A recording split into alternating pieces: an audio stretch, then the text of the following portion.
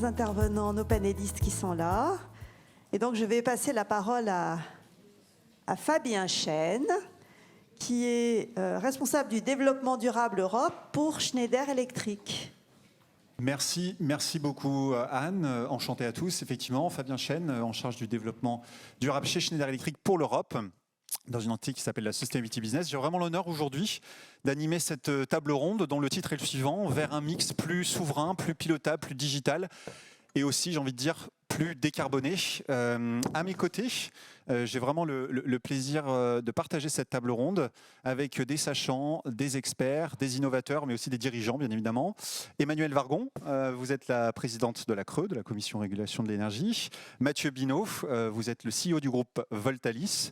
Emmanuel Tréguin, président du groupe Butagaz. Et Charles Wehmuller, vous êtes chef économiste du groupe EDF. On devait être rejoint par maître Ruth Guéra, qui est partenaire chez KPMG Avocats en fiscalité verte. Si Ruth, vous êtes dans le coin, n'hésitez pas à nous rejoindre. Mais sinon, je vous propose qu'on commence. Alors, effectivement, la question qui est posée, c'est la suivante. Vers un mix souverain, digital, flexible et décarboné. On en a beaucoup parlé déjà ce matin. On a quand même la chance en France d'avoir une production qui est essentiellement décarbonée à travers bien évidemment les énergies nucléaires et puis les énergies renouvelables. Mais force est de constater aujourd'hui que si on regarde notamment les usages, que ce soit le transport, que ce soit la production ou que ce soit le chauffage, on dépend énormément des énergies fossiles. Et donc, le débat autour de la production n'est pas uniquement et ne doit pas uniquement se situer autour de la production. Il s'agit un peu d'une transformation, d'une refondation systémique qui va impliquer les infrastructures, qui va impliquer le stockage, qui va impliquer la fiscalité, la régulation, et j'en ai parlé, les usages. Alors nous, chez Schneider Electric, on a la conviction que ça passe vers une électrification qui doit être massive, notamment des usages. Mais cette électrification, elle doit être pilotée, et elle doit être pilotée par des systèmes intelligents, notamment de comptage. D'où la question aussi, de plus en plus émergente, de l'intelligence artificielle dans tout ça. Est-ce que, in fine, ça peut être un bienfait pour la réduction des consommations énergétiques et l'efficacité énergétique? Donc c'est un peu tout ça qu'on va traiter ensemble aujourd'hui, avec déjà dans un premier temps un constat. Où est-ce qu'on en est dans la refondation de ce système énergétique, dans la transformation de ce système énergétique? Ça sera la première séquence. La deuxième séquence qui va être les innovations aujourd'hui, alors technologiques, oui, mais autres, pour justement mettre en œuvre cette transformation en vue d'atteindre, je le répète à nouveau, un mix souverain, digital et décarboné. Et ensuite, la troisième séquence, ça va être autour de la coopération et de l'intervention de l'ensemble des écosystèmes et des parties prenantes pour tendre vers ces objectifs. Objectifs qui sont assez simples en soi, on l'a répété ce matin, neutralité carbone à horizon 2050, réduction des émissions moins 55% à horizon 2030.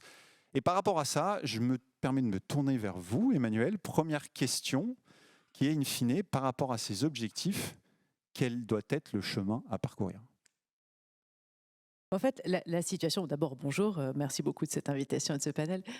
La situation, on la connaît, vous l'avez résumé dans votre introduction, on a toujours 60% d'énergie fossile dans notre mix. Donc on confond toujours la décarbonation de l'électricité et la décarbonation du mix énergétique, c'est pas pareil. L'électricité, elle est décarbonée à 95% ou 96%, ça dépend des années. Donc elle est totalement décarbonée. En revanche, notre mix énergétique, sur 100 de consommation d'énergie, on consomme toujours 60 de fossiles. Et on les consomme essentiellement dans les transports, dans les bâtiments et dans l'industrie. Donc l'enjeu, c'est d'arriver à aller gagner du terrain sur ces 60% de fossiles en les remplaçant par de l'énergie décarbonée, beaucoup d'électrification et probablement des sources complémentaires. On peut parler du biogaz, on peut parler de la géothermie, chère à notre Premier ministre actuel. On peut aussi parler de la biomasse au sens large. La décarbonation de l'électricité, c'est le plus facile. C'est pas facile, mais d'abord, c'est très, très largement fait. Et en réalité, on a déjà les outils. Donc, le sujet, c'est vraiment d'aller chercher les usages. Et ça, c'est difficile. C'est difficile parce que il faut à la fois électrifier, donc développer la demande et développer l'offre de façon cohérente par rapport à cette demande. Et c'est là que la gestion de la temporalité est compliquée. Développer la demande d'électricité, c'est un objectif des programmations pluriannuelles de l'énergie précédentes. de celle qui est actuellement en vigueur et de la prochaine, peut-être, si on arrive à avoir une programmation adoptée sous une forme ou sous une autre. Simplement, ça ne se produit pas beaucoup. Ça ne se produit même pas du tout, pour être honnête. C'est-à-dire, globalement, la demande, la consommation de l'électricité sur sol français est à peu près stable. Et donc, on a deux questions de politique publique. La première, c'est comment est-ce qu'on arrive à passer un cap, c'est-à-dire vraiment aller chercher cette demande. Et ça sera beaucoup, j'imagine qu'on y reviendra, autour de l'innovation, des changements de pratiques, des changements d'usage et de l'accompagnement des usages. On parlait de MaPrimeRénov' copropriété tout à l'heure. C'est vraiment des outils de ce type qui permettent d'accompagner les changements dont on a besoin. Et puis côté offre, il faut qu'on continue à développer la production électrique parce que le jour où la demande est là, il faut que l'offre soit là. Il faut même qu'elle soit là un peu avant parce que c'est pas mal d'être un peu en surproduction, d'avoir un peu de marge dans le système. Mais quand on développe l'offre et qu'il n'y a pas de demande, on a un certain nombre de difficultés à traiter, des systèmes dans lesquels les subventions augmentent puisque il faut subventionner beaucoup, des moments où on a des prix négatifs, qui ne sont pas forcément optimum pour le système. Et du coup, la manière de trouver la bonne adéquation entre la trajectoire d'offre qui doit se développer et la trajectoire de demande qui doit tirer en fait cette offre, c'est l'une de nos difficultés principales. Alors peut-être juste pour finir, moi, c'était les mots pilotable et flexible que je trouvais aussi intéressants dans le titre de la table ronde. Je suis moins une spécialiste du digital, mais tous nos moyens ne seront pas directement pilotables. Si on continue à développer les ENR, elles sont moins pilotables que le thermique, en réalité. Le plus pilotable, c'est la centrale à gaz. Ça se pilote vraiment très bien. Bon. Donc, ça veut dire qu'il faut réussir aussi à mettre des outils de flexibilité pour que la flexibilité, elle se fasse à la fois côté production, au maximum de ce qu'on peut, avec plus de stockage, et à la fois côté demande. Et cette flexibilité de la demande, qui doit être une flexibilité choisie, parce qu'elle doit permettre aux consommateurs de faire des économies, de consommer quand c'est pas cher, ce qui est bon pour lui d'abord et bon pour le système après, c'est là où je pense qu'on a une grande marge de développement et de progrès. Merci Manuel. Et ça me permet de rebondir. Je me tourne vers vous, Mathieu, sur la flexibilité aujourd'hui pour un groupe comme Voltalis, comme le vôtre. Mais en quoi, quelque part, c'est devenu un enjeu stratégique pour atteindre ces fameux objectifs et pour accélérer vers un mix toujours plus souverain, digital, pilotable et décarboné? Je crois que le mot flexibilité qu'on entend beaucoup depuis peu de temps était un peu un angle mort de la transition énergétique qui, si on le résume de façon extrêmement simpliste, consiste à apprendre à se passer des molécules de gaz, de charbon, de pétrole dans les voitures, dans les chaudières, dans l'industrie, pour pouvoir basculer sur de l'électricité qu'on sait pouvoir produire de façon décarbonée. Et on a donc un angle évident qui est d'électrification des usages, ça a été mentionné.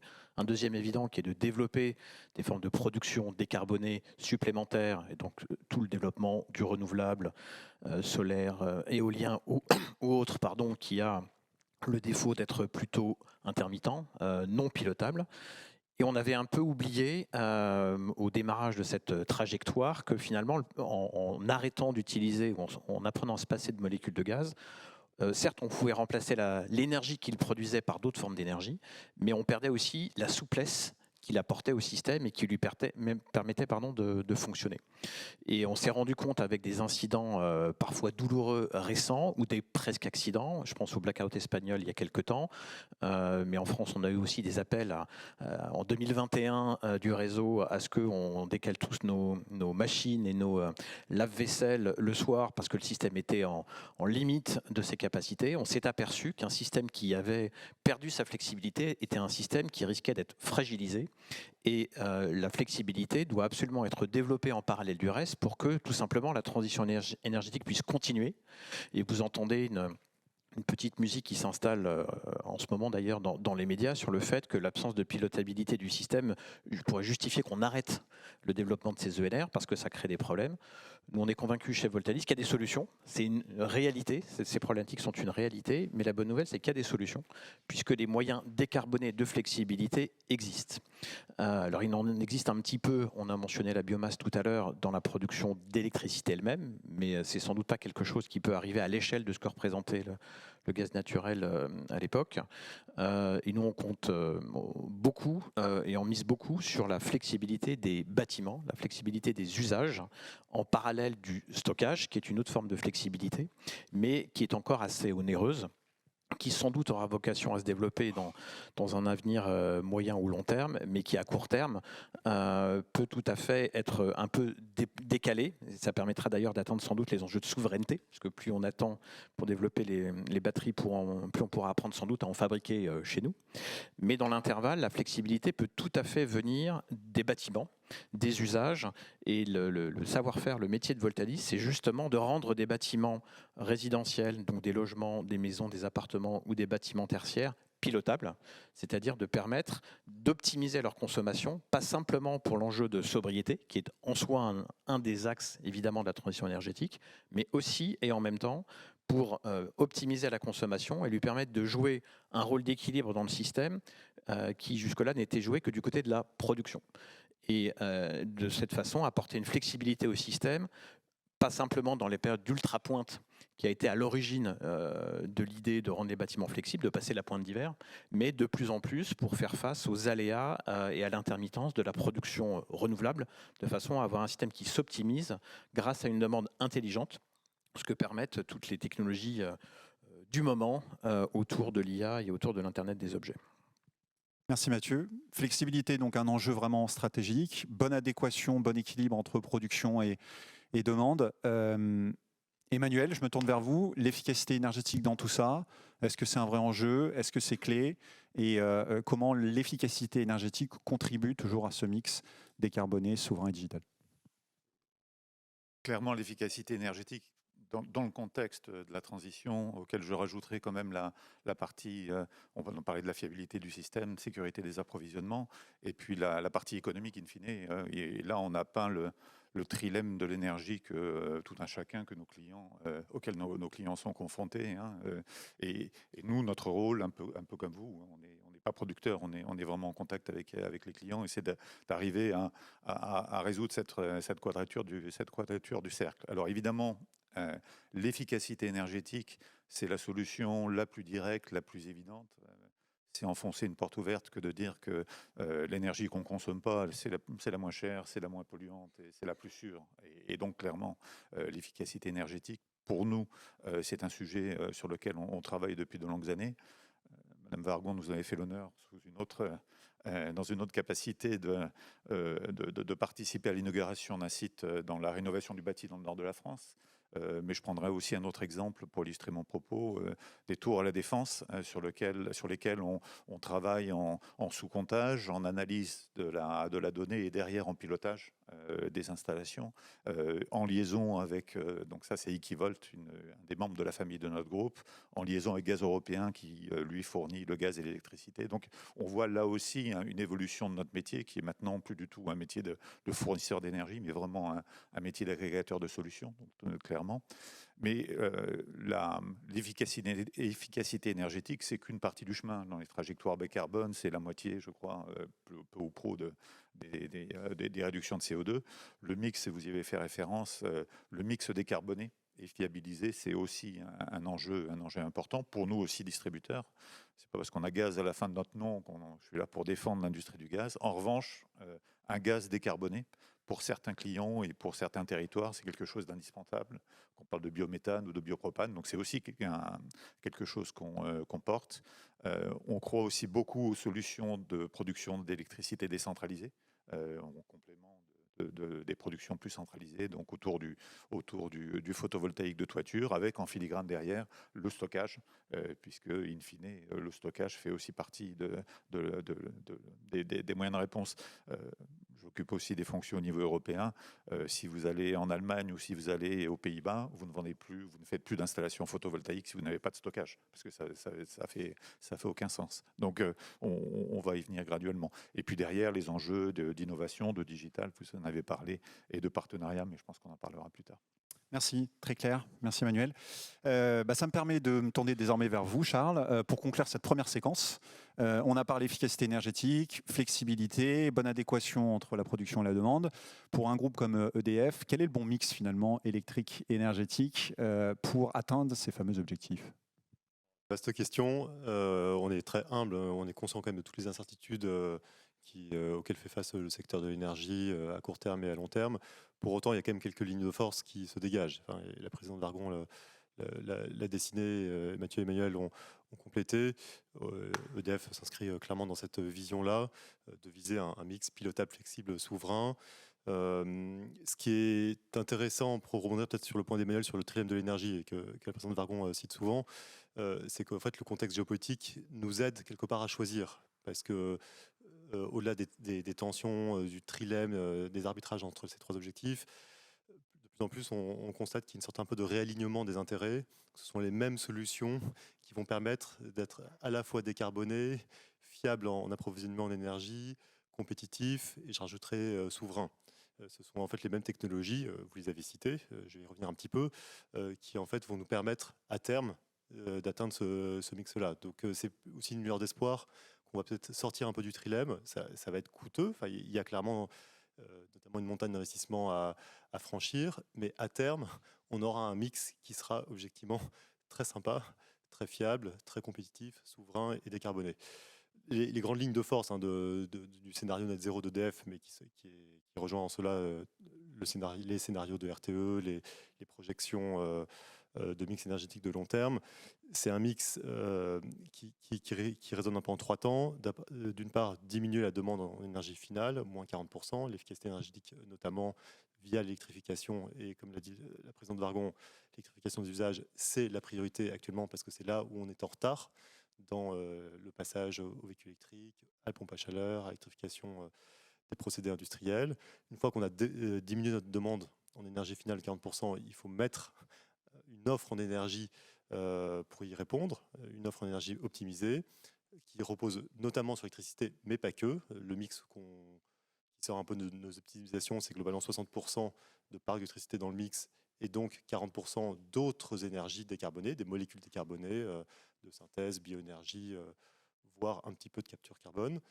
Et troisième temps, produire cette électricité-là, donc les 60% du mix en énergie, de façon compétitive et fiable. Et c'est là où on retrouve les complémentarités entre les différentes solutions qui ont été mentionnées. Il y a une complémentarité très forte, notamment pour la France, entre un socle de production d'électricité qui est dense, décarboné et pilotable.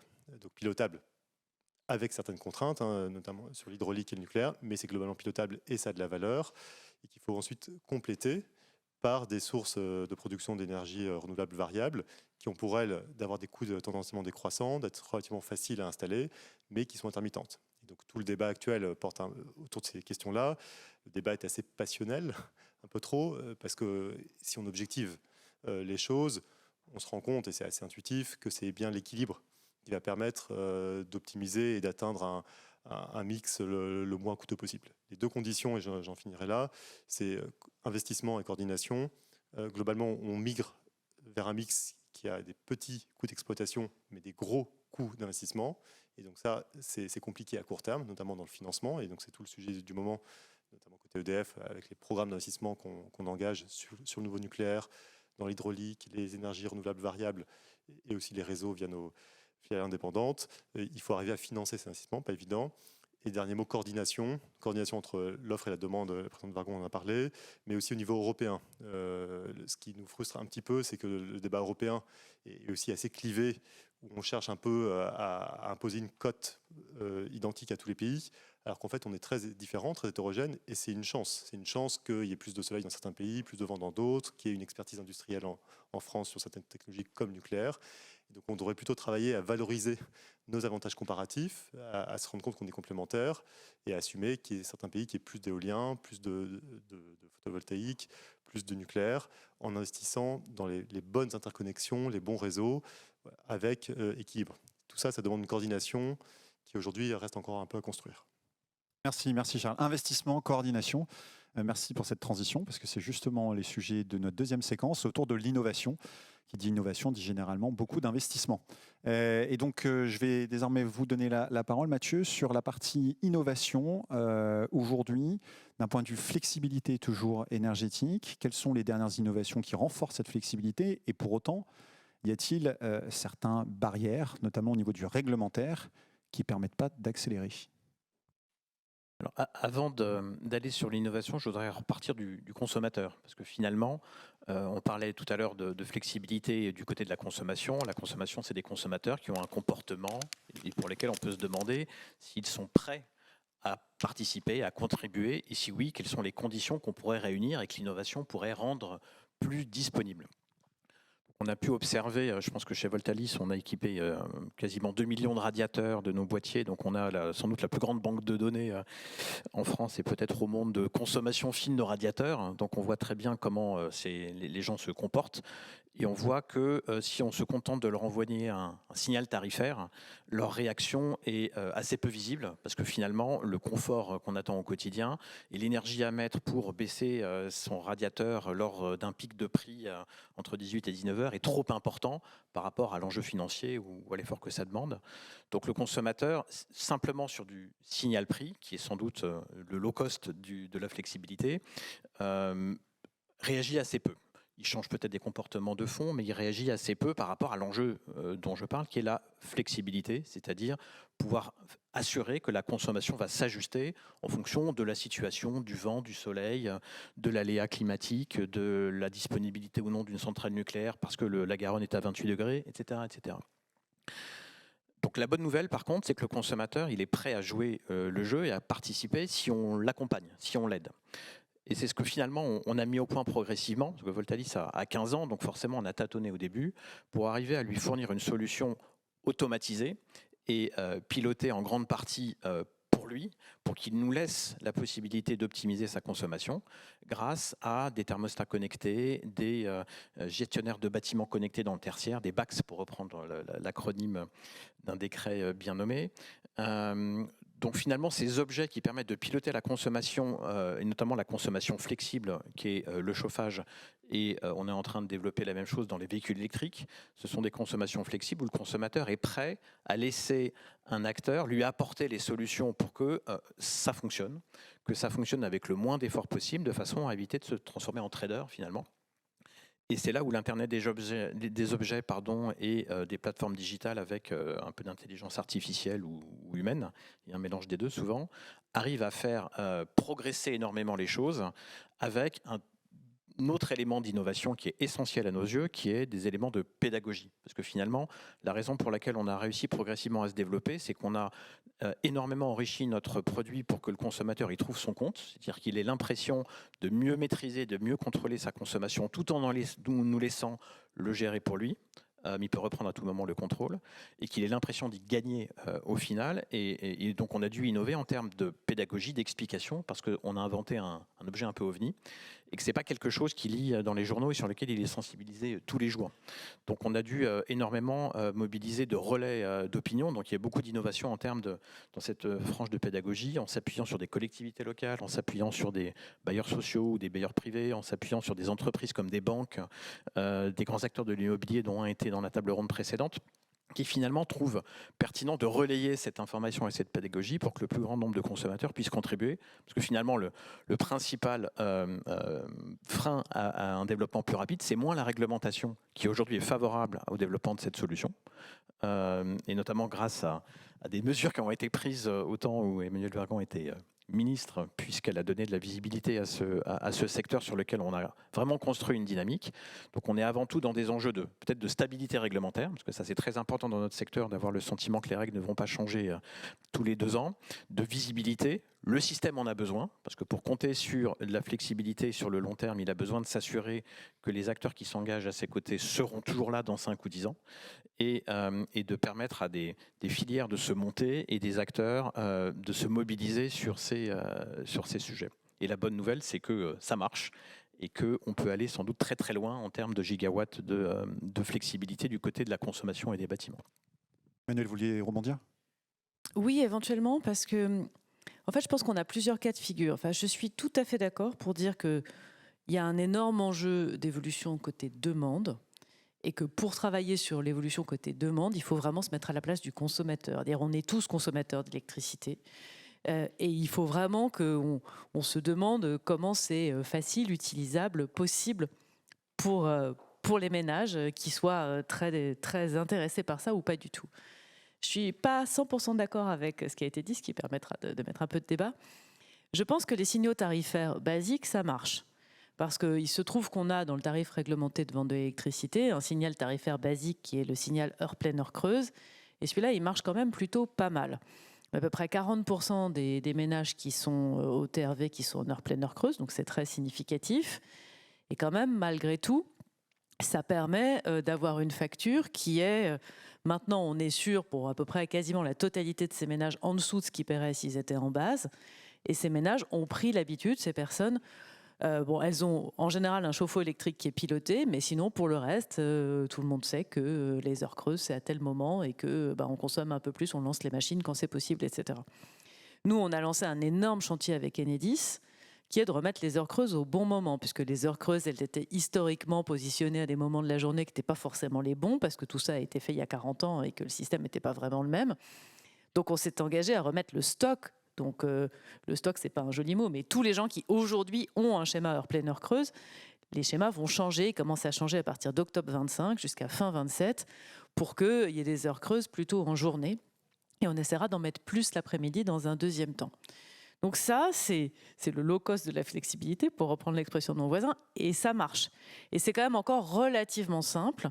Et donc ça permet quand même d'avoir une action sur sa facture, qui est une action qui n'est pas trop compliquée. Alors après, il y a des pays dans lesquels les ménages ont accepté l'idée que les prix ne sont pas les mêmes dans la journée, ont une app sur leur smartphone qui est fournie par leur fournisseur, et pilotent eux-mêmes leur consommation. Les pays nordiques sont quand même très très avancés là-dedans, assez largement l'Allemagne aussi.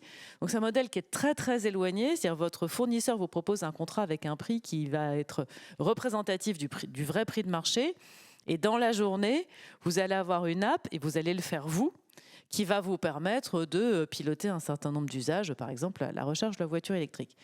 C'est inexistant en France, il faut faire très attention parce qu'il ne faut pas que des gens se retrouvent, entre guillemets, piégés dans des offres dont ils n'ont pas compris la logique et qui ensuite seraient à leur détriment.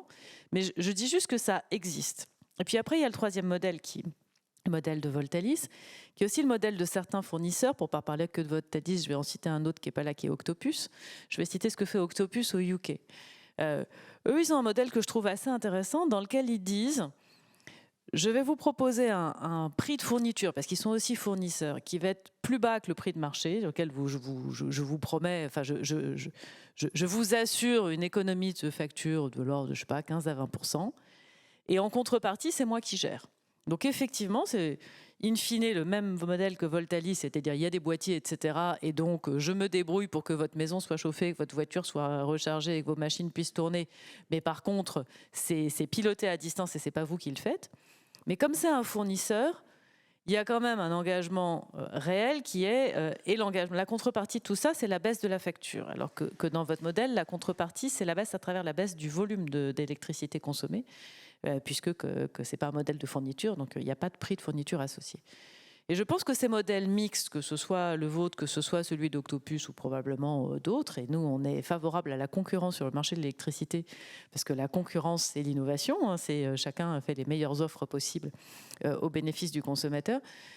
Je pense que dans ces trois familles de modèles, chaque consommateur doit réussir à trouver ce qui lui convient, entre des choses qui sont assez simples, assez basiques, faciles à comprendre, pour lesquelles vous avez une information, vos heures creuses, c'est à tel moment, et voilà, et vous vous débrouillez avec ça, et votre chauffe-eau est piloté, versus des trucs beaucoup plus sophistiqués. Et je pense que c'est à travers ces différents modèles qu'on arrivera à un changement de comportement. C'est vrai qu'avant la crise, le prix de l'électricité, je pense que très peu de Français avaient regardé leurs factures. Très peu de Français avaient une idée du prix du kilowattheure, et très peu de Français avaient une idée de leur facture mensuelle. Enfin, c'était dans les charges, mais c'était assez stable. Bon, maintenant, les choses ont vraiment beaucoup changé. Les factures ont beaucoup augmenté pendant la période de crise, malgré le bouclier. Et du coup, il y a une prise de conscience. Il faut arriver à offrir à chacun la solution qui lui permet d'optimiser en étant sécurisé, parce que tout le monde n'est pas prêt à s'investir de la même manière. Il y a une quatrième catégorie de consommateurs, c'est ceux qui font vraiment des très gros travaux, c'est-à-dire ceux qui se lancent dans les rénovations, etc., qui posent des panneaux solaires sur leur toit. Et là, ça devient autre chose. Vous devenez producteur. Et là, l'un des grands intérêts, c'est que les consommateurs changent vraiment énormément de comportement une fois qu'ils sont devenus producteurs. Et l'étape naturelle, je suis complètement d'accord avec ce que vous disiez, c'est le stockage. En Allemagne, 90% des batteries, enfin des panneaux solaires installés à domicile sont avec stockage maintenant. parce que dans ce cas-là, vous produisez votre électricité, vous la stockez quelques heures et vous la consommez quand vous en avez besoin. Et vous êtes avec une autonomie qui est bien meilleure. Et du coup, c'est des coûts fixes qui ensuite deviennent extrêmement faibles en coût d'exploitation. Très clair. Merci Manuel. Oui, je me permets de me tourner vers vous. Merci de nous rejoindre. Pour rebondir sur les propos d'Emmanuel, quelle est la place in fine de la fiscalité dans tout ça, à la fois en France, mais aussi au sein de l'Union européenne? La taxe, elle peut avoir un levier très incitatif et très transformateur. Elle peut changer les comportements, elle peut aider au financement, elle peut avoir une rentabilité particulière. Je vais centrer mes propos, je vais vous parler plutôt des consommateurs, personnes physiques. Moi, je vais plutôt orienter mes propos sur la partie fiscalité de la taxation de l'énergie pour les corporates, donc plus pour les entreprises. Il faut un peu mettre dans le contexte quel est le poids qu'a aujourd'hui la fiscalité au regard de la facture énergétique. À peu près, alors ça dépend des cas, mais elle est à peu près d'un tiers. On a différentes typologies de taxation qui se cumulent, mais c'est à peu près un tiers de la facture de l'énergie. Donc on voit, juste par rapport à son volume, le pouvoir incitatif qu'elle peut avoir. Et on se retrouve aujourd'hui dans une situation dans laquelle on n'a pas un alignement entre la fiscalité de l'énergie et les objectifs climatiques nationaux, ni européens d'ailleurs. La Cour des comptes l'a dit dans un rapport en septembre 2024, on n'a pas du tout une cohérence d'ensemble. La fiscalité reste principalement un levier budgétaire. On a des incohérences sur des taux de taxation pour des énergies qui sont moins vertueuses, qui sont moins taxées que d'autres plus vertueuses. On a des procédés industriels qui restent exonérés alors qu'ils ne sont pas très vertueux. Donc, il faudrait avoir une cohérence d'ensemble qui permette non pas d'enlever ces exonérations, parce que l'énergie est un levier clé de la décarbonation, mais elle est surtout de la compétitivité européenne et de la compétitivité nationale. On est aujourd'hui avec des pays concurrents comme les États-Unis pour lesquels les prix de l'énergie c'est 2 fois moins cher. On a des taux de taxation qui vont varier, si on prend l'électricité par exemple, de 22 € le mégawatt à 0,5 € le mégawatt. Donc la marge est très très forte. Donc il faut faire très attention à la compétitivité des entreprises, mais en même temps, un bon signal de taxation bien combiné avec du financement, parce que la décarbonation est très chère. Et surtout, elle nécessite des investissements et une sécurité sur du très long terme. Et c'est un peu le problème qu'on a, c'est qu'on a des mécanismes incitatifs ou des mécanismes de taxation qui bougent au gré des lois de finances, des gouvernements. Donc on a des changements tous les ans. Et quand au niveau d'un industriel, on sait déjà que la transition, elle ne va pas être économiquement rentable. Et en plus, on n'a pas une vision long terme. On n'utilise pas du tout le levier fiscal comme la finalité qu'il doit avoir. Ouais, on voit bien comment on retrouve en fait ce triptyque, je ne sais pas si c'est triptyque magique, mais à la fois de la compétitivité de l'énergie qui est clé, deuxièmement l'accès à l'énergie, la résilience, et puis troisièmement la décarbonation bien évidemment, et une énergie décarbonée. Mais du coup, ma question pour Charles, c'est comment est-ce qu'on fait d'un point de vue investissement, parce que c'est un peu l'éléphant dans la pièce, comment réussir cette montagne d'investissement qui est face à nous pour réussir cette transition énergétique?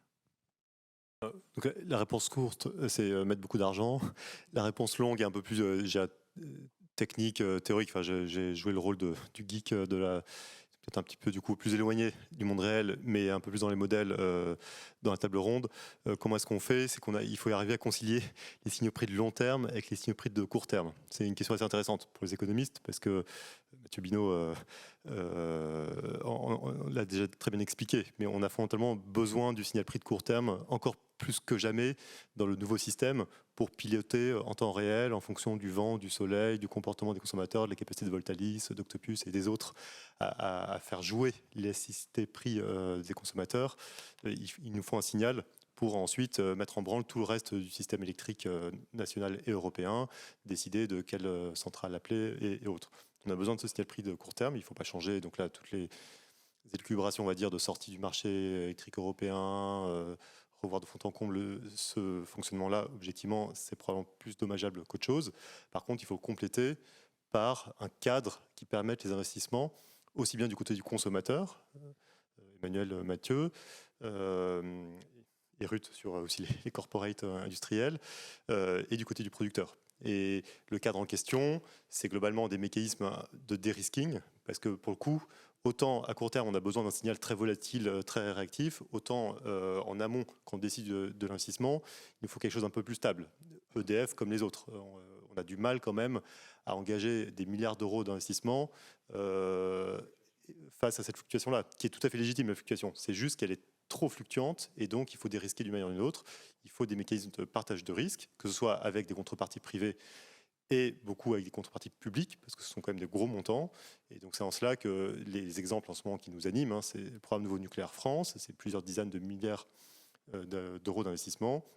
On a besoin d'un mécanisme de financement de cet investissement, en l'occurrence avec l'État français, compatible avec les règles d'État et du droit de la concurrence européen, mais il faut bien un mécanisme qui partage le risque un tant soit peu entre l'opérateur, EDF, et la contrepartie publique, l'État français. Mais c'est vrai aussi pour les énergies renouvelables, qui quelque part ont bénéficié et bénéficient toujours de mécanismes de soutien à l'investissement. C'est juste qu'il ne faut pas qu'il soit trop distortif sur ce fameux signal prix de court terme. Il y a un équilibre à trouver. On ne peut pas avoir le meilleur des deux mondes. Donc il faut trouver le bon équilibre. C'est vrai aussi sur l'hydraulique et c'est vrai aussi sur les réseaux. Mécanisme de gestion de risque, bon équilibre. Merci Charles. Mathieu, vous l'avez mentionné tout à l'heure, pédagogie aussi, embarquer les parties prenantes. Alors peut-être ma question, c'est par rapport à ça, Emmanuel, votre regard sur la nécessité d'embarquer l'ensemble des parties prenantes et de facto de construire des partenariats, tant industriels, commerciaux, pour réussir et pour accélérer cette transition énergétique. Il y a une phrase ce matin qui je trouvais très intéressante, qui est « La transition énergétique est un sport d'équipe ». Ma question, c'est en quoi les partenariats, tant commerciaux, industriels, sont nécessaires ? Vaste question, hein. Merci Fabien. Je voulais peut-être revenir 30 secondes sur la persona du client, parce qu'on va très rapidement dans le résidentiel, et Dieu sait que c'est un sujet important, mais qui est toujours sensible. Et je pense que le niveau de pédagogie qui est nécessaire pour vraiment éduquer, entre guillemets, le consommateur est important, il ne doit pas être sous-estimé. Et puis ensuite, c'est ce que vous disiez, Ruth, il y a le corporate de toute taille. Et je me situe là davantage sous l'aspect du client, avec un business case de la décarbonation qui n'est pas évident. Et je vous rejoins totalement, Mathieu. Le sujet, ce n'est pas un sujet nécessairement de frein réglementaire, mais c'est un sujet de visibilité réglementaire. Quand un industriel ou un client corporate prend une décision d'investissement, il a déjà suffisamment à faire avec l'aléa de son propre métier pour ne pas avoir à trop s'occuper de l'aléa réglementaire sur une partie qui, in fine, est totalement marginale, qui est l'énergie, et pourtant stratégique. Donc, cette persona du corporate doit être conservée. Et un autre sujet sur le persona du corporate, c'est que généralement, l'investissement, les capacités d'investissement ne sont pas destinées à produire de l'énergie quand on est un corporate. Et donc, c'est pour ça que nous, on s'associe à des fonds d'infrastructure pour proposer du tiers financement sur des solutions de transition énergétique, puisque précisément, je parlais des tours à la Défense, leur CAPEX n'est pas fait pour produire de l'électricité, leur CAPEX est fait pour autre chose. Donc, ça me conduit tout naturellement à votre question sur le partenariat. On voit bien qu'il y a une chaîne de valeur qui est splittée entre des producteurs et des acteurs du dernier kilomètre, hein, qui sont en lien avec les consommateurs, et naturellement on travaille ensemble. Je trouve qu'autour de cette table on se connaît intuitu parce qu'on est partenaire, donc c'est une visualisation clairement de cet enjeu de partenariat, et d'autant plus que les lignes bougent, en particulier sur le digital, et j'imagine qu'on va y revenir, et en fait c'est cette transformation systémique qui est la décarbonation et la transition énergétique de nous comme acteurs économiques ne peut pas être faite simplement avec une panacée unique, et là ça pose plein d'autres questions d'interopérabilité des solutions, en particulier sur l'aspect digital.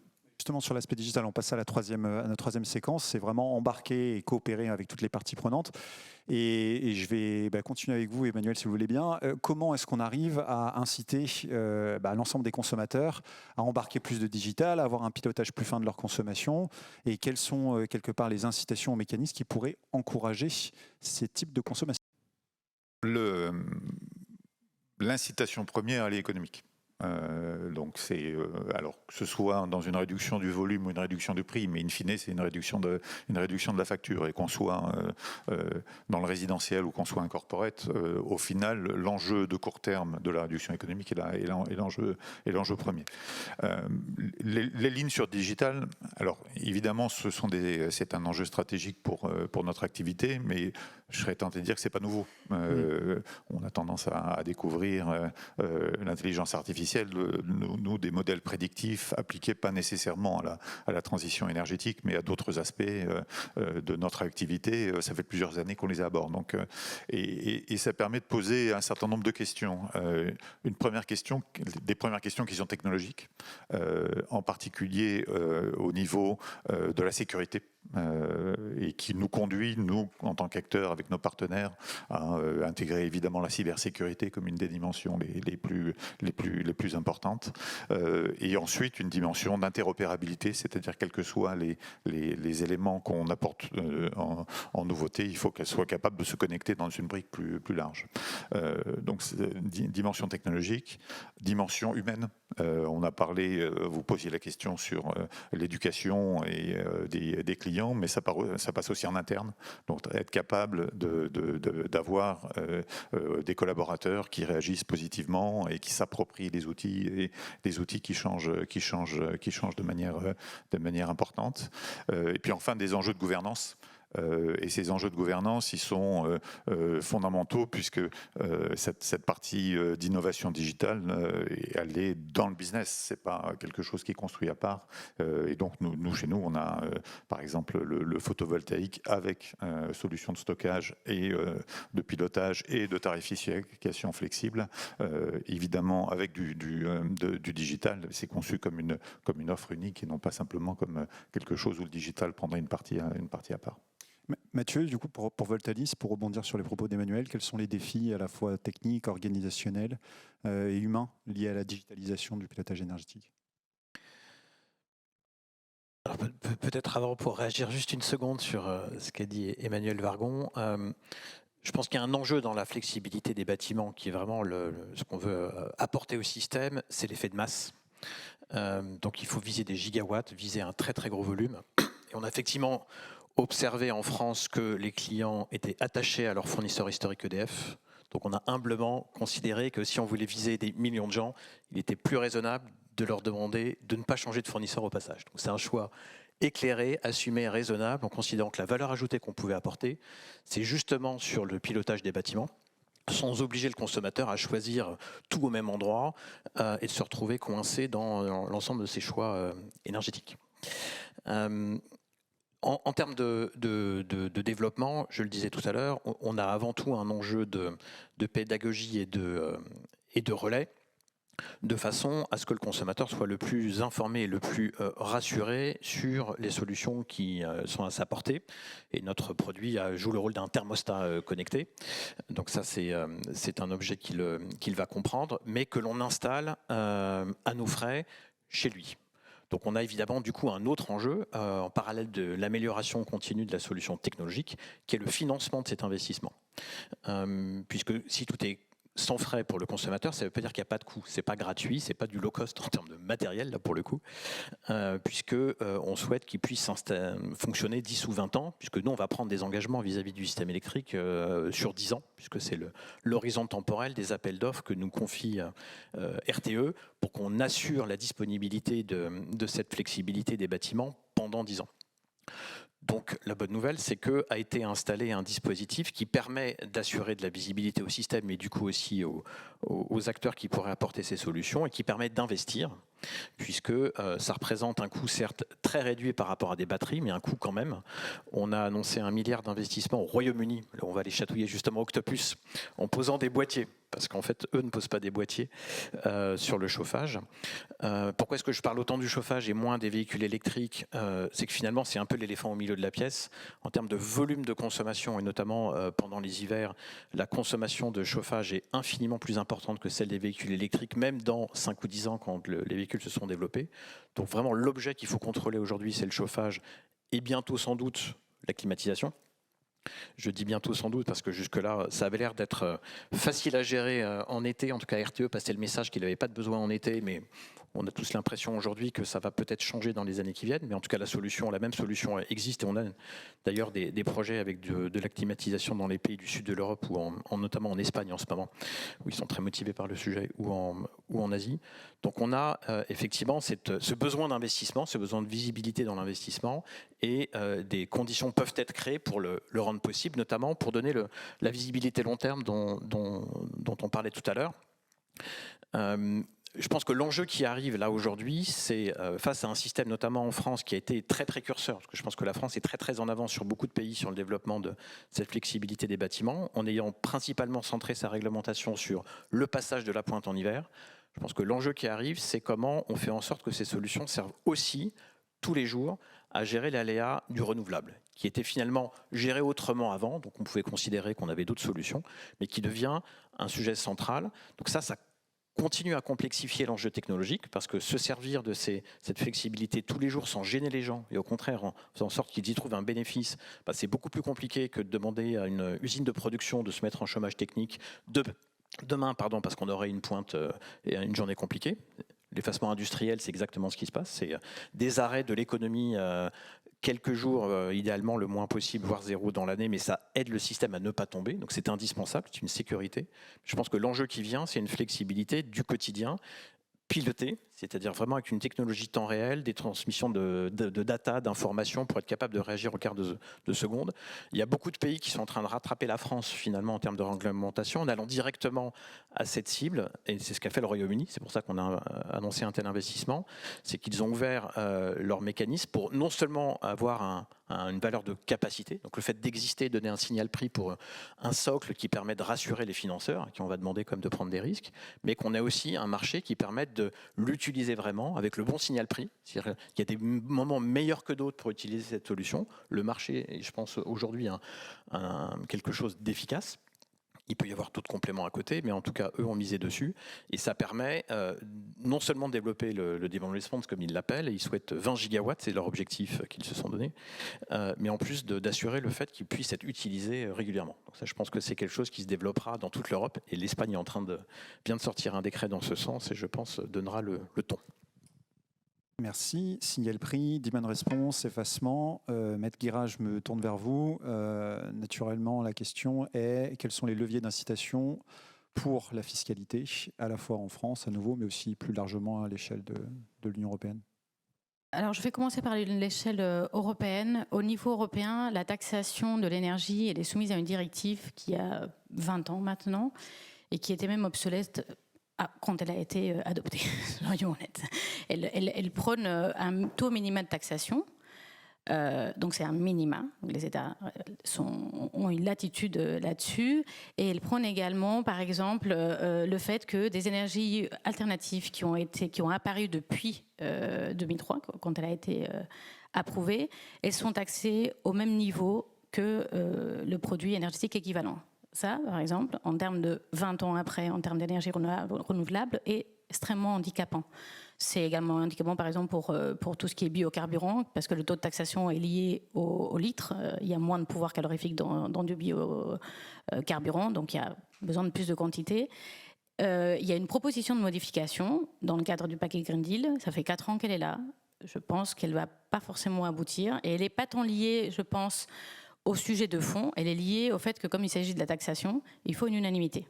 Et l'unanimité au niveau de 27, on a vraiment beaucoup de mal à l'obtenir. Si je peux revenir sur le sujet de l'intelligence artificielle, je voulais juste donner un exemple de levier incitatif fiscal, c'est le traitement des data centers en France. Aujourd'hui, les data centers en France, ils ont un taux réduit de taxation sur l'électricité à 0,5, donc vraiment le minimum de taxation que permet la directive européenne, mais il y a une éco-condition. Il faut qu'ils respectent certaines typologies de critères, donc par exemple la récupération de la chaleur fatale, il faut un engagement sur la réduction de l'eau, il faut également qu'ils adhèrent à des bonnes pratiques, et depuis l'année dernière, de mémoire, il y a également une obligation de publier les énergies, les consommations énergétiques. Donc il y a une logique, en tout cas dans la partie data center, sur un conditionnement de la décarbonation de la consommation et la taxation. On en a un autre, par exemple, qui est la taxe incitative sur l'incorporation des biocarburants, maintenant plutôt sur l'intégration d'énergies renouvelables dans le transport. Le mécanisme est assez complexe à mettre en place, mais pour faire simple, il faut que les industriels qui mettent à la consommation des combustibles incorporent un minimum de carburants alternatifs dedans, de biocarburants. S'ils atteignent les objectifs, ils ne payent pas la taxe. S'ils ne les atteignent pas, ils payent la taxe. Par contre, il y a un levier de compensation pour les opérateurs qui font des bornes électriques, par exemple, ou qui font de l'hydrogène vert, qui sont en capacité de vendre des certificats d'incorporation à des entités qui n'ont pas atteint leur objectif. Ça a l'avantage de permettre de financer en partie les engagements, les investissements pour les bornes électriques, par exemple, et ça donne un signal prix plutôt intéressant. Et si je peux juste revenir sur le point des corporates, Emmanuel, vous en parlez tout à l'heure, c'est vrai qu'initialement, les corporates ne sont pas destinés à être des producteurs d'énergie ou d'électricité. Mais c'est vrai que de plus en plus, dans leur trajectoire de décarbonation, ils se posent la question de comment je peux intégrer des unités de production énergétique vertueuses, de récupération de chaleur vertueuses au sein de ma propre installation. Et là-dessus, l'Europe a encore un levier à jouer. Et la semaine dernière, ils ont présenté un nouveau mécanisme d'aide d'État, justement pour promouvoir ou financer, supporter le coût de l'électricité pour les grands consommateurs d'énergie qui font face à une concurrence internationale, à condition qu'il y ait un engagement sur la décarbonation. Donc, si on combine cet engagement corporate aux aides d'État bien appliquées, à des financements européens comme les programmes LIFE ou CET, plus une fiscalité incitative, on peut avoir une cohérence d'ensemble plutôt prometteuse, mais encore faut-il, comme on a dit tout à l'heure, avoir vraiment cette vision long terme à 10 ans minimum que requiert un investissement. Cohérence, coordination, vision long terme. Charles, est-ce que vous voulez ajouter un mot? Quel rôle justement pour cette coordination à nouveau en France, mais aussi plus largement à l'échelle de l'Europe? Alors peut-être deux types de coordination. Entre offre et demande, c'est compliqué. Enfin, comme l'a dit Emmanuel Vargon, effectivement, il faut que l'offre probablement précède un petit peu la demande, parce que c'est quand même asymétrique. Il faut être légèrement surcapacitaire que sous-capacitaire. Ça part très vite dans les tours quand on met le système notamment électrique en tension, on est d'accord. Pour autant, vu que c'est coûteux, on ne peut pas non plus se permettre d'être trop surcapacitaire ou surcapacitaire dans une mauvaise énergie par rapport à la demande. Donc il y a vraiment ce sujet de matching, d'appariement entre offre et demande qui est compliqué. Et au niveau européen, clairement, on se rend bien compte qu'il y a de plus en plus d'interactions entre les pays, positives et négatives. Quelquefois, on était très content de pouvoir foisonner, comme on dit. Typiquement, nous, en 2022, on était quand même très mal en point parce qu'on a eu un problème sur notre parc nucléaire existant. On a massivement importé et c'est très bien ainsi. Et les interconnexions jouent leur jeu. Et réciproquement, en 2023 et en 2024, on a exporté 90 TWh, étant la France, TWh d'électricité en 2024. Donc, il y a clairement ce sujet d'être conscient de nos interactions négatives et positives. Et arriver à planifier malgré l'incertitude. Donc il n'y a pas de silver bullet, on n'a pas de comment dire. Une fois qu'on a dit ça, on n'a pas de préconisation précise de dire il faut se caler sur tant de terawattheures de trajectoire. Il faut probablement piloter de façon un peu agile malgré le temps long des investissements. Certains investissements sont encore plus longs, on va dire, dans leur engagement que d'autres.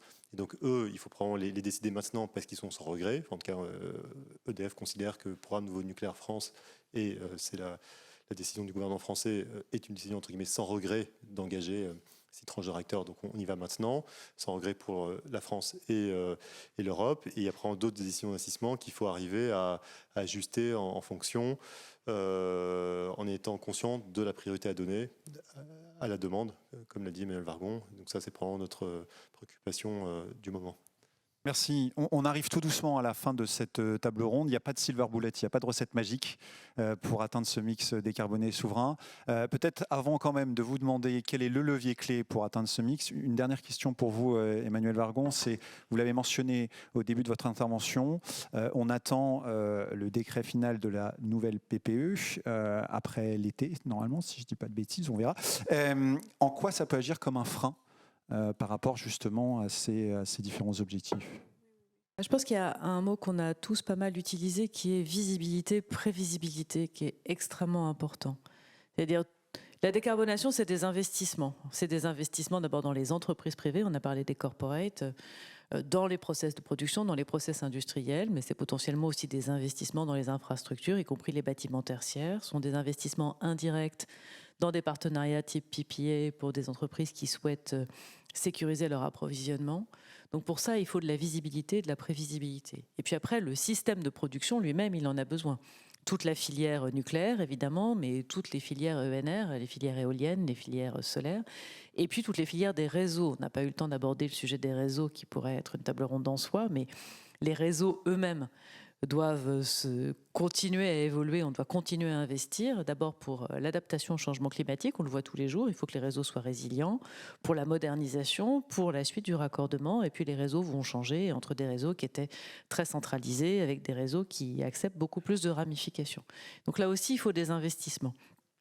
Et donc pour tout ça, il faut une vision.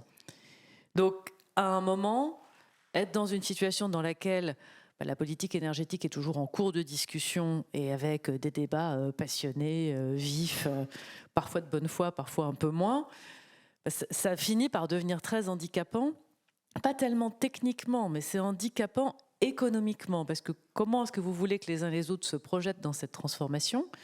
Et c'est très concret, hein, c'est les usines d'éoliennes qui peuvent s'installer ou pas, les usines de panneaux solaires, c'est les câbles et les transformateurs, et c'est des emplois derrière.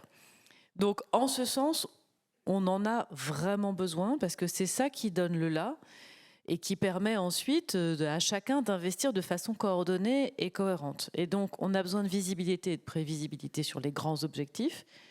Et on en a aussi besoin, pour reprendre ce que disait Maître Guérin, sur la fiscalité. La fiscalité, l'important, c'est aussi qu'on ait une vague idée de comment est-ce qu'elle va évoluer. Et donc à la Creux, on n'est pas du tout compétent pour la fiscalité. De temps en temps, on se permet de signaler que peut-être il faudrait essayer de limiter les à-coups, etc. Parce que le sens de la fiscalité, ça devrait être une fiscalité aussi modérée que possible dans un contexte de finances publiques compliqué sur les énergies décarbonées, et probablement cohérent entre la valeur pour le système des énergies carbonées et décarbonées. Et il faudrait donner quelques lignes directrices. Donc en ça, on a vraiment besoin que le politique, dont c'est le métier, porte une vision. Et puis alors c'est vrai aussi pour les usages, si on revient sur les sujets bâtiments, rénovation, etc., à l'époque, on plaidait pour une loi de programmation. Donc, on en est un peu loin de la loi de programmation, puisqu'on est plutôt en train de changer ça tous les 3 mois. Mais à un moment, il faut redonner de la visibilité, sinon il n'y a pas d'investissement possible. Très clair, merci. Visibilité, fiscalité, efficacité énergétique, flexibilité, j'en ai oublié énormément, mais en une phrase, pour conclure cette table ronde, et merci.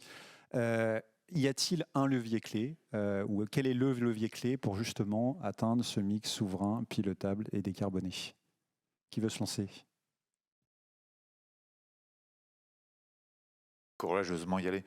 Comme on l'a vu, c'est un sujet compliqué, donc il n'y a pas de panacée. Donc pour moi, le levier clé, c'est pas un quoi, c'est un comment. Le comment, c'est la convergence entre les différents acteurs de différentes natures. Encore une fois, c'est encourageant de voir qu'autour de cette table ronde, sans s'être coordonnés, nos groupes travaillent ensemble d'une manière ou d'une autre. Mais c'est aussi la puissance publique, évidemment, vous l'aviez évoqué, sur la vision, la visibilité et des actions fortes, taxes et autres. Et ce qui est pour moi important, c'est aussi l'échelle de l'action.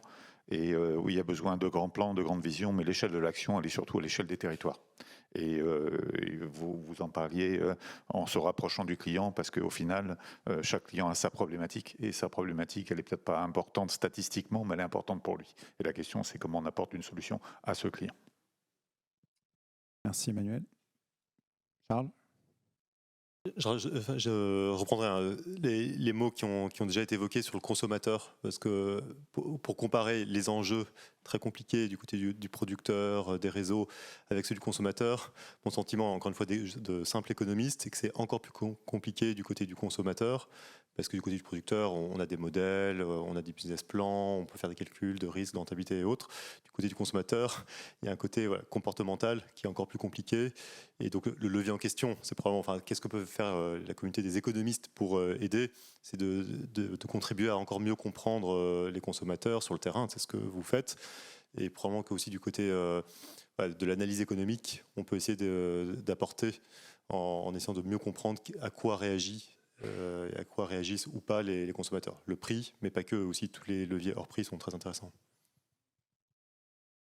Peut-être pour ne pas redire le mot prévisibilité ou visibilité qui est évident, je voudrais ajouter le mot équilibre. Parce que finalement, par rapport à cette PPE ou à l'objectif national de flexibilité que la France va devoir adopter comme tous les pays européens, ça va envoyer avant tout un signal. Ce n'est pas tant le chiffre dans sa valeur absolue que l'ambition et l'équilibre entre différentes filières. Je pense que le plus important, c'est de se dire qu'on n'est pas obligé de choisir l'un contre l'autre. On va sans doute y arriver si on a un bon mix, si on mélange.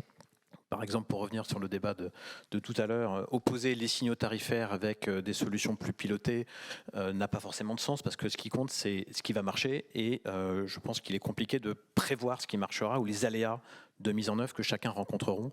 Donc l'équilibre, en étant lucide sur les difficultés, les enjeux et toutes les haies qu'il faudra surmonter, me paraît essentiel. Et la PPE, pour moi, avant tout ce message qu'elle enverra, c'est une direction sur chacune des filières pour les mobiliser et les motiver. Et ensuite, j'ai presque envie de dire que le meilleur gagne, en démontrant qu'il sait faire et qu'il apporte des solutions qui fonctionnent. Oui, peut-être 2 mots complémentaires. Côté politique publique, je pense que l'enjeu, c'est la cohérence. C'est-à-dire, la décarbonation, c'est un sujet qui concerne la politique de l'industrie, la politique de l'énergie, le ministère de l'Environnement, le logement, l'agriculture, si on s'adresse aussi à ce sujet, qui est un sujet en soi. Et bien sûr, le ministère de l'Économie et des Finances, où on est aujourd'hui. L'espoir, ce serait d'arriver à trouver une cohérence dans le temps de tous ces segments de politique publique, parce que sinon, chaque politique a sa propre logique, et la somme de tout ça ne fait pas du tout des incitations cohérentes du point de vue de la puissance publique. Donc ce serait mon premier mot. Et le deuxième, ce sera un mot anglais que je vais essayer de traduire, qui est empowerment. Donc l'engagement de chacun, que ce soit des particuliers ou des entreprises, c'est-à-dire donner à chacun la possibilité d'y participer, faire de chacun un acteur. Donc c'est très compliqué. Côté consommateur particulier, c'est très compliqué, avec ce côté sur mesure. Il y a beaucoup de solutions pour les entreprises, mais même pour les entreprises, il se trouve qu'à la Creux, on a fait un rapport prospectif auquel Schneider a participé sur la flexibilité dans les bâtiments. Entre les bâtiments qui sont techniquement pilotables et ceux qui sont pilotés, il y a un écart énorme. Donc, l'empowerment, c'est pas seulement en théorie, c'est possible, j'ai un système de gestion. C'est en réalité, je l'utilise bien tous les jours parce que j'ai trouvé le système qui rend ça possible, facile au quotidien. Donc voilà, cohérence et engagement, mettons. Merci, Manu. Je partage, j'étais aussi partie sur cohérence, mais je vais changer. Compétitivité, pour moi. On n'est pas du tout dans la même situation qu'il y a 10 ans, on n'est pas du tout même dans la même situation qu'il y a 10 mois. On a besoin d'avoir une transition énergétique et de maintenir notre cap de décarbonation, mais en garantissant une compétitivité de nos entreprises. D'utiliser tous les leviers qu'on peut pour réindustrialiser et donner cette vision long terme économique que l'économie nationale a besoin. Donc pour moi, c'est vraiment la compétitivité sur le long terme de nos industries. Merci, un grand merci à vous. Aujourd'hui, les 4 thèmes qui étaient abordés, c'était comprendre, agir, financer, coopérer. Il me semble qu'à travers cette table ronde, on a pu vraiment mettre en exergue l'ensemble de ces différents thèmes et la nécessaire obligation de coopérer, de financer, d'agir et bien évidemment de comprendre tous ces enjeux, cette complexité. On ajoute à ça, bien évidemment, la cohérence, l'empowerment, l'engagement et la compétitivité. Un grand, grand, grand merci à tous. Je pense qu'on a encore un petit peu de temps. On les applaudit. Et on a du temps pour interagir, ça tombe bien. Vous avez été très complet et rapide. Donc, je propose de prendre quelques questions de la salle avant. Voilà, il y en a qui arrivent. Voilà, une main levée. Madame. Bonjour, je dirige une entreprise familiale créée en France depuis 80 ans. Alors moi, je vais électrifier un peu le débat avec une question politiquement incorrecte, désolée. Et j'aimerais bien avoir des réponses politiquement incorrectes également. Vous avez dit, et je tiens beaucoup à cette phrase, l'énergie est un levier clé de compétitivité, on le sait tous. Alors, ma question, quand allons-nous arrêter de céder à la pression de notre grand voisin allemand, concurrent, qui se sert des règlements européens et de l'allemande qui la dirige pour nous imposer un plan éolienne non pilotable à 200 milliards, avec un retour sur investissement faible, qui va creuser notre déficit encore, alors que nous avons une énergie extrêmement décarbonée grâce au nucléaire.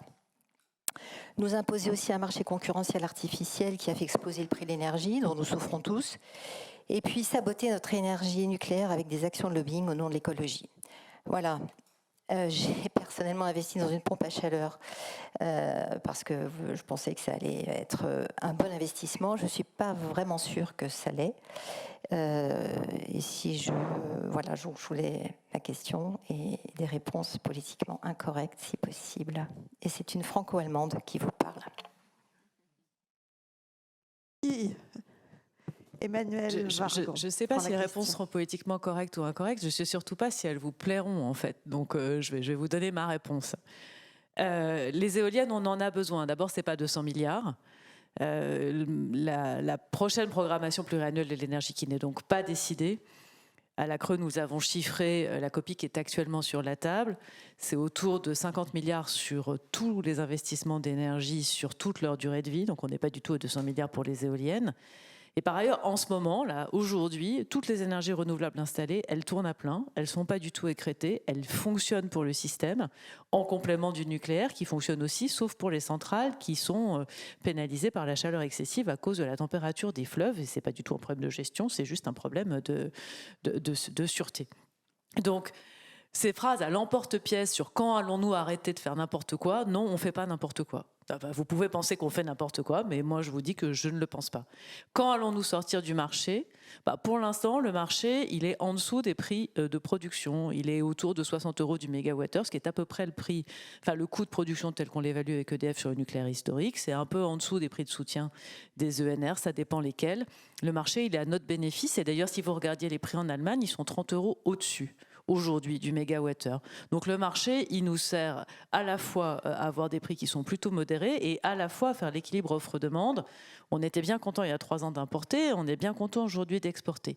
Donc moi je trouve que le débat mérite mieux en fait que ces phrases qui ne sont pas politiquement incorrectes, qui sont juste pas fondées. Et donc, si je peux me permettre, mais c'est vraiment for the record, et de façon assez solennelle, en restant juste opérateur, mais de bien insister explicitement que le groupe EDF souscrit totalement à cette vue-là. On a beau être un acteur multi-énergie, multi-technologie de production d'électricité, très formellement, le groupe EDF soutient un mix électrique diversifié et équilibré, un mot très important, parce que de façon fondée dans les modèles, il y a une complémentarité technico-économique très forte, très puissante entre ces différentes sources de production. Quelque part à 3, si on peut affiner un peu, parce qu'il y a le pilotable socle décarboné hydraulique nucléaire, les ENR dont les coûts sont très compétitifs quelque part, mais intermittents. Il faut rajouter le thermique décarboné à terme pour assurer l'extrême pointe. Ça, c'est dans le modèle, on a besoin des 3. Et dans quelle proportion, c'est tout le débat. Et effectivement, on aimerait un débat un peu plus objectivé. Probablement que dans certains pays, il leur manque une des jambes à ce trépied-là. Quelque part, nous, on peut la porter. Et donc, il faut discuter avec eux. Et il faut trouver le bon équilibre. Et même chose sur le marché d'électricité. Je l'ai dit tout à l'heure, on a absolument besoin, d'une part, des signaux prix de court terme. Et donc c'est ça qui nous a évité le blackout et les délestages massifs en 2022. Il n'y aurait pas eu le marché européen d'électricité, on aurait été en blackout en 2022, pour les raisons que l'on sait. Mais c'est très clair, le contrefactuel, on ne l'a pas vécu. Mais c'est probablement vers ça qu'on se dirigeait. Et les interconnexions ont énormément de valeur dans les deux sens. Voilà, donc il y a un fond de vérité à votre préoccupation qui est de bien calibrer les chiffres, de bien calibrer les cibles, et on est bien conscient que tout ça est coûteux et que du coup il faut bien équilibrer les différentes solutions, mais encore une fois la solution elle est équilibrée, et donc c'est pas de sortir de façon voilà, brutale ou binaire d'une technologie ou d'un fonctionnement de marché. Et juste peut-être pour être micro 30 secondes sur le sujet de la pompe à chaleur, alors bon, il y a une qualité de prestation, etc., sur laquelle je ne vais pas rentrer, mais oui, il y a des situations dans les territoires où il fait froid, ou des types d'installations où la pompe à chaleur, ça ne marche pas. Et donc, si on veut décarboner ça, il nous faut du gaz vert. Et donc évidemment, la diversité du mix est importante. Donc la question était vraiment excellente. Je crois que nous avons encore une question de monsieur. Pierre Philippi, vous avez beaucoup parlé des coûts importants à engager, des nécessités de flexibilité qui justifient ces coûts. Vous avez parlé, et vous laissez en quoi, je veux dire, il est évident que les bénéfices extra-financiers et climatiques de cette politique sont importants, mais est-ce que vous pourriez vous étendre sur les bénéfices économiques, les bénéfices macroéconomiques de la décarbonation du mix énergétique européen en termes de commerce extérieur, en termes d'emploi? Parce que je pense que décarboner pour le climat, même s'il fait très très chaud, ça peut ne pas enthousiasmer les foules, mais rapatrier de l'emploi et économiser du commerce extérieur, ça peut dynamiser un peu le débat.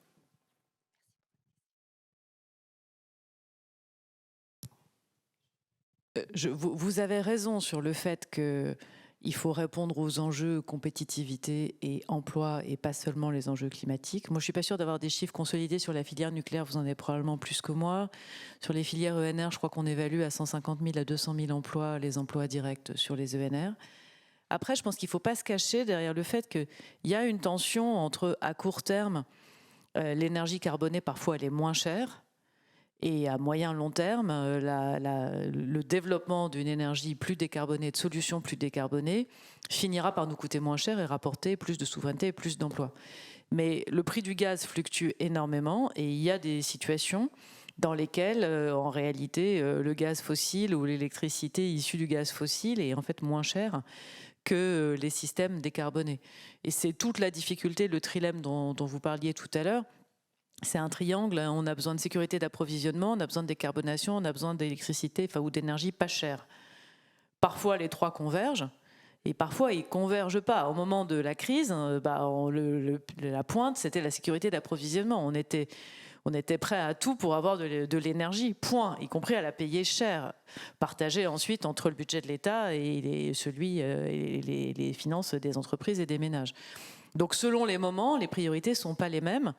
En ce moment, on a une priorité très forte sur le pouvoir d'achat et la compétitivité qui est parfaitement justifiée et un équilibre à trouver entre la facture, le budget de l'État, les investissements et les retombées de ces investissements pour l'économie qui n'est pas si facile à trouver. Et là, c'est l'industriel aussi qui vous parle. Quand les trois ne convergent pas, il y a quand même un levier qui est essentiel, c'est l'efficacité énergétique. Lors de la crise énergétique, d'un seul coup, on a vu tous les corporates se lancer à corps perdu dans des projets d'efficacité énergétique, avec des ROI qui étaient de l'ordre de 1 an, voire moins. Et même aujourd'hui, certes, le coût de l'électricité et de l'énergie au global est redescendu, mais pour autant, à travers des solutions de digital, de flexibilité et des projets d'efficacité énergétique, vous allez atteindre des ROI, des paybacks aux alentours de 3 ans, ce qui est vraiment, pour beaucoup de groupes, aujourd'hui, encore vraiment acceptable. Donc l'équation économique avec l'efficacité énergétique, elle est là.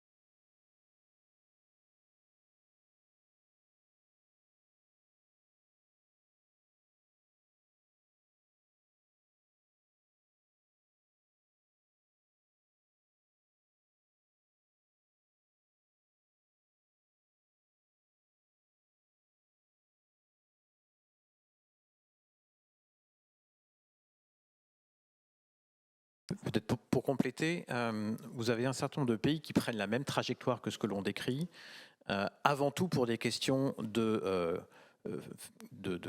gestion de leur système électrique pour qu'ils ne s'effondrent pas et qu'ils suivent la demande, et pas du tout pour des questions de transition énergétique et d'objectifs carbone.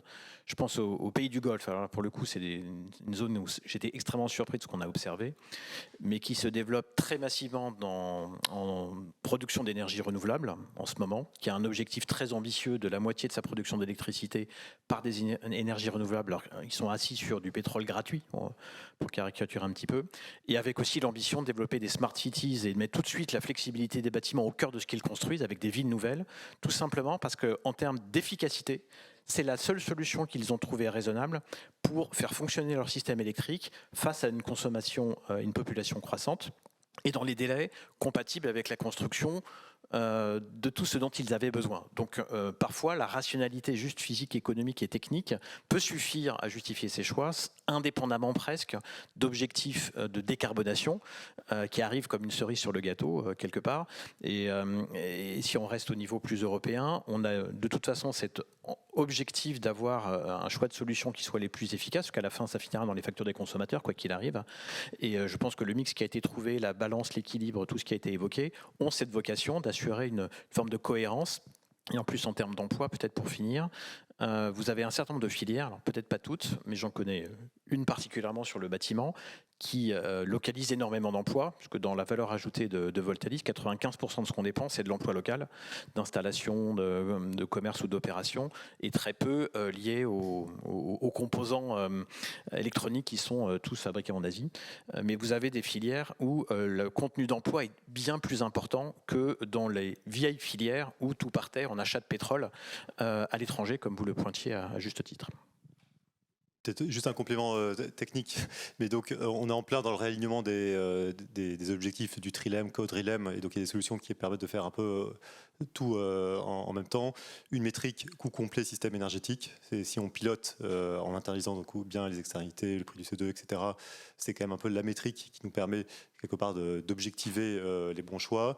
Et donc deux compléments techniques, deux canaux, le canal de demande, donc effectivement pour la filière nucléaire, c'est un peu plus de 200 000 emplois en France, donc c'est quelque part comparable à la filière ENR, et donc il y a un peu toutes ces impacts via la demande, la création d'activités, d'emplois, parce que toute la chaîne de valeur est plus localisée pour cette technologie-là, typiquement de production d'électricité et d'équipement des consommateurs d'électricité en France, en Europe, qu'en Asie. Je cite aussi la filière des pompes à chaleur, 160 000 emplois au niveau européen, qui est fragile, parce que si le déploiement des pompes à chaleur prenne un coup d'arrêt, c'est quand même toute une filière qui est mise en danger, mais c'est fait quand même beaucoup de milliers d'emplois derrière. Et canal de l'offre, via la minimisation du coût complet du système électrique, donc typiquement RTE chiffré, on peut gagner 10 milliards par an si on fait le choix un peu optimisé selon RTE, Futur énergétique 2050, par rapport à d'autres mix, on gagne 10 milliards par an sur 80 milliards du coût complet système électrique français. Ces 10 milliards-là, ensuite, ils se traduisent par les canaux de l'offre, en compétitivité de l'industrie, en pouvoir d'achat des ménages, en réduction de la balance commerciale. Les macroéconomistes passent beaucoup de temps à essayer d'estimer l'élasticité, mais globalement, c'est beaucoup. Voilà. Eh bien, on va les applaudir. Ils ont été fantastiques.